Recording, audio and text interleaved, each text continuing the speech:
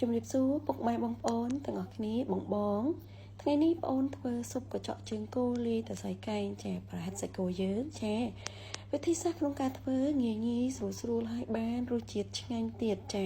ធ្វើស៊ុបអ្នកណាក៏ចេះដែរចាប៉ុន្តែគេធ្វើបែបគេខ្ញុំធ្វើបែបខ្ញុំហ៎ពុកម៉ែបងប្អូនចាថ្ងៃនេះខ្ញុំបង្ហាញតាមសំណុំពរបងដែលគាត់សំណុំពរឲ្យខ្ញុំបរៀនពីក្នុងការធ្វើស៊ុបអញ្ចឹងណាងាយកាត់ងាយស្រួលទេពុកម៉ែបងប្អូនចាកញ្ចក់ជើងគោទៅសៃកែងពុកម៉ែបងប្អូនជ្រើសរើសយកមកចា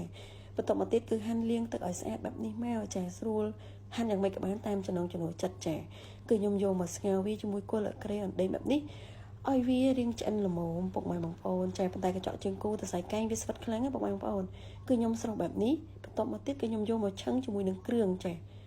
គេថាអូធ្វើបែបនេះអស់ជាតិគោអស់អីចាសាច់គោវាមិនអស់ជាតិទៅណាទេស៊ីសងនឹងយើងដាក់គ្រឿងណាពុកម៉ែបងប្អូនចាគឺខ្ញុំល្ងាស់វាឲ្យដាច់ទឹកព្រៃក្លិនឆ្អាបគោនឹងចាបន្តមកទៀតគឺជះផាយក្លិនឈ្ងុយ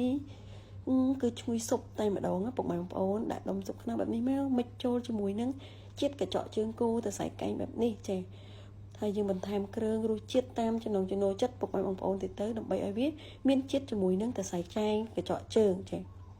ខ្ញុំលីងវាឲ្យខាស់ទឹកដាច់ទឹក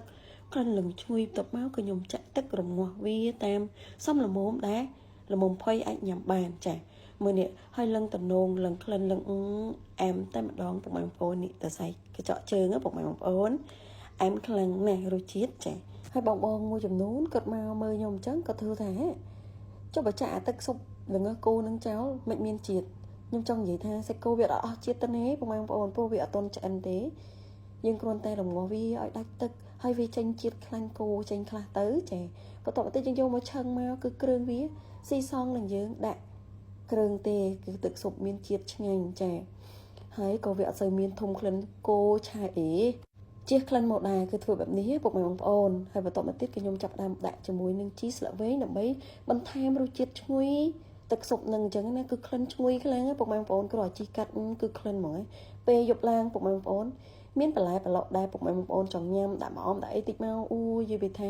ក្លិនឡើងឈ្ងុយហើយល្ហុងហ្នឹងក៏វាល្ងាចឡើងវាចាប់ដើមផុយនឹងបែកចេញផ្អែមមកនិយាយថាទឹកស៊ុបឡើងជាតិខ្លាំងណាពុកម៉ែបងប្អូនទឹកស៊ុបចាធ្វើងាយស្រួលទេប៉ុន្តែអ្នកលក់មួយចំនួនគេមិនងាយបង្ហាញយើងក្នុងការវិធីសាស្ត្រក្នុងការធ្វើទេពុកម៉ែបងប្អូនចាគឺគេជាមុខរបររបស់គេអញ្ចឹងណាប៉ុន្តែនេះគឺបងអូនបង្ហាញពីវិធីសាស្ត្រក្នុងការធ្វើស៊ុបរបស់ខ្ញុំ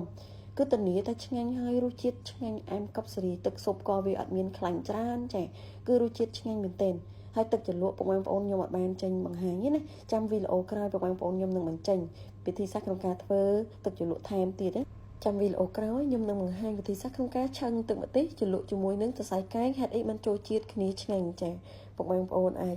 តាមដានវីដេអូក្រោយហើយហេតុអីបានម្ទេសអត់ហឹលហើយមានរសជាតិជូរផ្អែមជ្រលក់មួយសាច់គោនឹងឆ្ងាញ់មែនចាចាំតាមដានវីដេអូក្រោយជាចុងក្រោយសូមថ្លែងអំណរគុណដល់ពុកម៉ែបងប្អូនដែលចូលចិត្តតាមដានវីដេអូរបស់ខ្ញុំចាតាំងពី account ចាស់រហូតដល់ account ថ្មីពុកម៉ែបងប្អូនហើយកុំភ្លេចជួយ like និងជួយ follow page របស់បងប្អូនម្នាក់មួយផងណា